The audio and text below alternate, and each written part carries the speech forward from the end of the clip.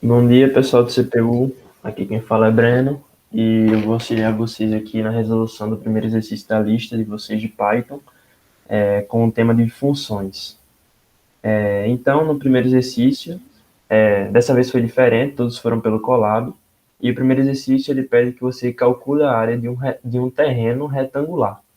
E ele quer como entrada você ler o comprimento e a largura de um terreno retangular, e no desenvolvimento ele quer que você crie uma função para calcular a área do terreno a partir das informações recebidas. Os cálculos não podem estar fora da função. Ao final, imprima uma mensagem informando as dimensões do terreno e a área total em metros quadrados. E aqui ele mostra o exemplo da saída. Você digita 20, 30 e aí ele mostra que tem uma área de 600 metros.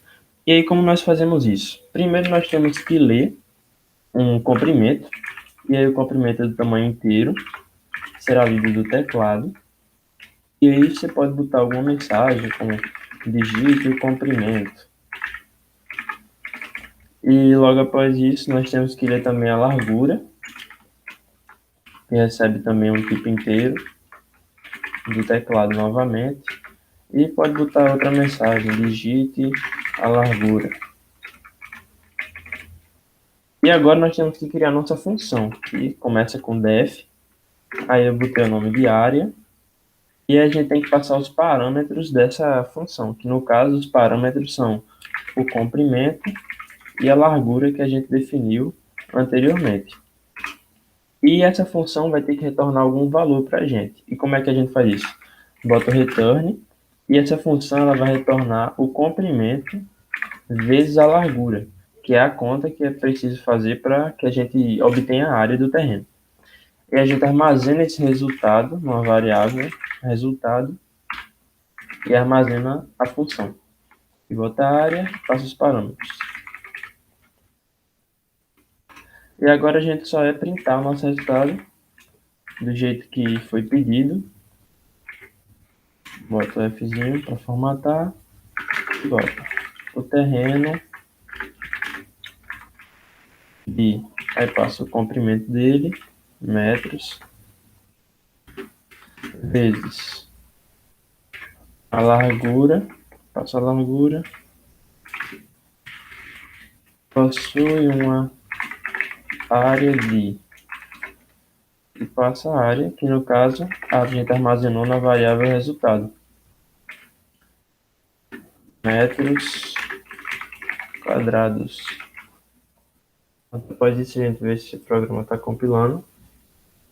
Aqui a gente digita o comprimento, bota 20, e agora digita a largura por 30, e o terreno 20 por 30 por ser uma área de 600 metros quadrados, assim como foi dito aqui nesse exemplo citado anteriormente. E essa é a resolução do exercício 1. Bom dia, pessoal. Eu me chamo Rian, eu irei auxiliar junto com o Breno a resolução da lista de vocês. Vamos para o exercício 2. Imprima uma mensagem personalizada. A entrada, a gente lê uma mensagem.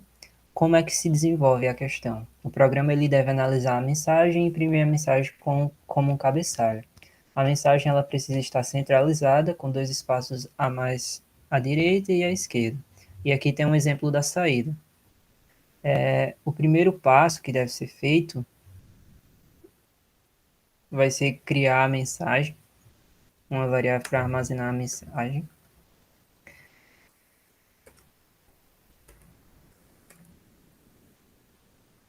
Depois a gente define uma função, que é o que está pedindo na questão, para imprimir a mensagem como cabeçalho. Eu vou chamá-la de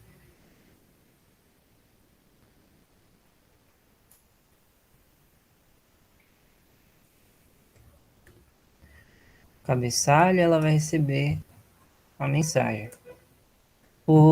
A primeira etapa a ser feita é imprimir esses caracteres aqui, os caracteres de igual, vou chamar esses caracteres de delimitadores, de delimitadores,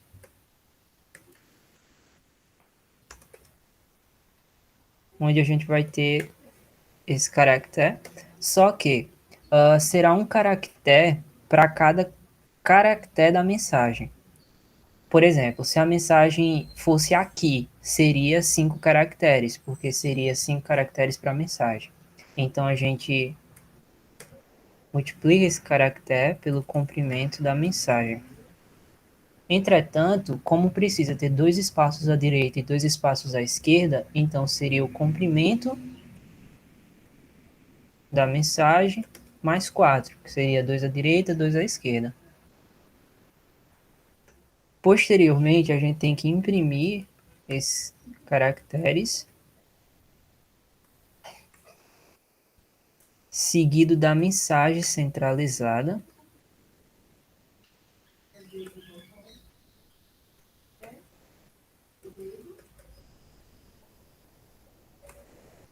para centralizar a mensagem. Basta nós utilizarmos uma função do Python chamada center e nós vamos centralizar utilizando qual comprimento? Nós utilizamos o comprimento desses delimitadores.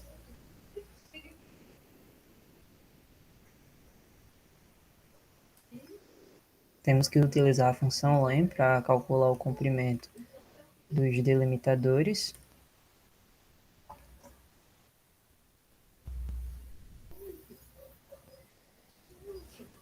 Posteriormente, nós imprimimos a parte de baixo dos delimitadores.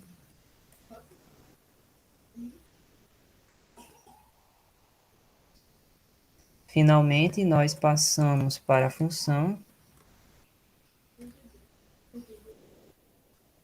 a mensagem que nós recebemos. Vamos executar aqui. Vou passar a mesma mensagem ali, que foi dada no exemplo. E a mensagem foi impressa da forma que foi solicitada. Dessa forma se dá a resolução da questão 2. Bom, agora vamos para a resolução da questão 3.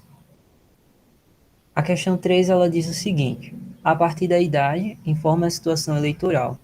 A partir de uma idade informada, informe em qual das 3 situações se encontra. Até aos 15 anos, negado, dos 16 anos aos 17, ou a partir dos 66 é opcional, e entre os 18 e os 65 é obrigatório. A entrada, ela contém a ideia de um indivíduo, ou seja, a gente idealiza um indivíduo com idade X. Desenvolvimento, cria uma função chamada voto, que recebe uma idade e retorna um status eleitoral. Ao final, chame a função print para imprimir o valor retornado. E ela mostra um exemplo de saída. Primeiramente, a gente recebe uma idade.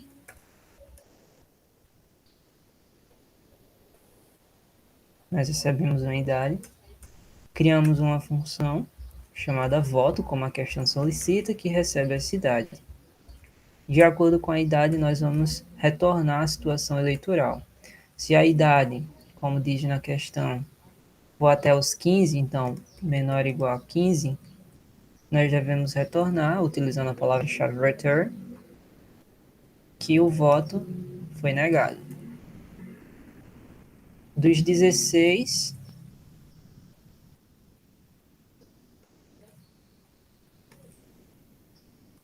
se a idade for maior ou igual a 16 e menor ou igual a 17, então a gente faz um elif, idade maior ou igual a 16 e idade menor ou igual a 17. Ou se a idade for a partir dos 66, ou seja, 66 ou mais, então utilizamos uma cláusula OR, idade maior ou igual a 66. O voto é opcional, então a gente faz um return, voto opcional. Finalmente, se não se encaixar no primeiro if nem no segundo, então, consequentemente, vai cair nessa terceira opção, que está entre 18 e 65, que o voto é obrigatório. Então, nós retornamos, return, voto obrigatório. Agora, nós passamos para a função voto, a idade, que recebemos aqui no início. Vamos fazer um teste para mostrar. Sim, faltou aqui, ó, imprimir da forma que a questão pede, onde a gente recebe o print, a mensagem pede com idade, anos, e imprimimos a situação passando a função. Executando a função, nós vamos ter passando 50, como a questão dá o exemplo.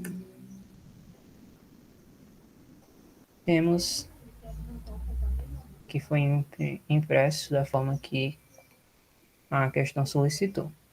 Desse modo, nós resolvemos a questão 3 da lista. Bem, agora vamos dar início à resolução do exercício 4, que é para mostrar um enésimo valor da sequência de Fibonacci. Então ele mostra aqui qual é a sequência de Fibonacci, por aí vai seguindo, e aí ele pede que a entrada ele leia um valor maior ou igual a 1. E no desenvolvimento, ele pede que defina uma função recursiva para que retorne o enésimo número da sequência de Fibonacci. Aqui ele mostra o exemplo da saída, você digita um valor 6, e ele mostra que o sexto valor da sequência é 8. Então, nesse exemplo aqui, ele pede que a gente defina uma função recursiva. E uma função recursiva é aquela que ela mostra ela mesma, ela recebe ela mesma. Então, vamos começar definindo a nossa função. Definindo a função recebe recfib, e a gente passa como parâmetro um número, que vai ser o que vai ser recebido, e no caso, esse número será a posição. E a gente bota aqui nossa condição, que ele pediu que o número tem que ser maior do que 1. E agora a gente vai e bota aqui. Se caso o número for maior do que 1, ele vai retornar. Aí vem o cálculozinho do Fibonacci, que ele pede para que seja retornado um número menos 1, menos o seu antecessor, mais recfib e o número menos 2. Caso isso não aconteça, não, aqui ele vai ser a função recursiva, ele retornar ele mesmo. Mas na frente eu explico como isso funciona. Aí agora a gente vai armazenar esse resultado numa variável resultado, como a gente fez nos outros exercícios. Ok. Agora a gente vai ler o nosso número. Define a variável número inteiro. Esse inteiro a gente recebe do teclado. E a gente bota. Digite o valor, por exemplo. E agora a gente vai fazer um for para que ele percorra tantos números da sequência, no caso. E aí você pode colocar quantos números quiser, vamos botar 20, para que ele percorra pelo menos 20 números. E aqui a gente faz o nosso print para que seja printado o que a questão pede. Então a questão pede para que seja o número, o valor da sequência de Fibonacci.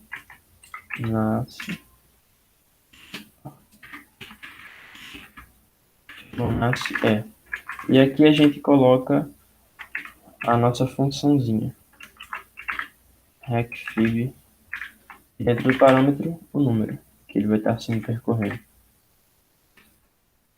Embaixo, como é num for, para que ele não fique repetindo isso várias vezes, a gente coloca um break. Então ele vai mostrar uma vez e já quebra o processo para que não fique o número. Então vamos mostrar aqui para funcionar. Opa, deu um probleminha aqui. Eu escrevi errado o return. Ok, agora foi. No caso a gente digita 6 e aí ele mostra que da sexta posição é o número 8. E aí como funciona essa função recursiva? A gente às vezes tende a imaginar que digitou o número 6, ele vai pegar o 6 e substituir por esse n aqui. Vai fazer n é maior do que 1? É maior do que 1. Então vamos substituir aqui. Ele vai botar 6 menos 1, 5, mais 6 menos 2, 4. Mas na hora que a gente soma o 5 mais 4, dá 9. E não é o que aparece aqui. Mas não é assim que a função recursiva ela funciona. Ela não armazena o valor para ser usado depois, não. Ela armazena a própria função. Então, eu criei um negocinho aqui para vocês verem como é que funciona. Então, como é que faz? Ele vai percorrer, primeiramente, o número que você botou, 6 até o zero. Então, ele vai percorrer o 6, 5, 4, 3, 2, 1, 0. E aí ele vai fazer, vai armazenar a função 6, ele armazena a função 5, que vai ser 6 menos 1, mais a função 4, que é 6 menos 2. E na função 5 ele faz o mesmo, 5 menos 1, 5 menos 2. E aí ele armazena as funções, nisso até chegar ao zero. E agora ele vai fazendo voltando. Então, como é que funciona? A função zero, ela é zero. Porque na sequência de Fibonacci, a posição zero armazena zero, a posição 1 armazena 1, a 2 armazena 1 também. Então, na função 2, ele vai fazer a soma da função 1 mais a função zero. E a função zero vale zero e a função 1 vale 1. Então, ele faz 1 mais 0, 1. Na função 3, ele faz a soma da função 2 mais a função 1. A função 2, a gente viu agora que vale 1. E a função 1 vale 1. Então, 1 mais 1, 2. E assim sucessivamente. Então, por isso que na 6, ele faz a função 5 mais a função 4. A função 5, ela vale 5. E a função 4 vale 3. Por isso, o resultado dá 8. Então, a função recursiva, ela vai chamando ela mesma até chegar no número que você digitou.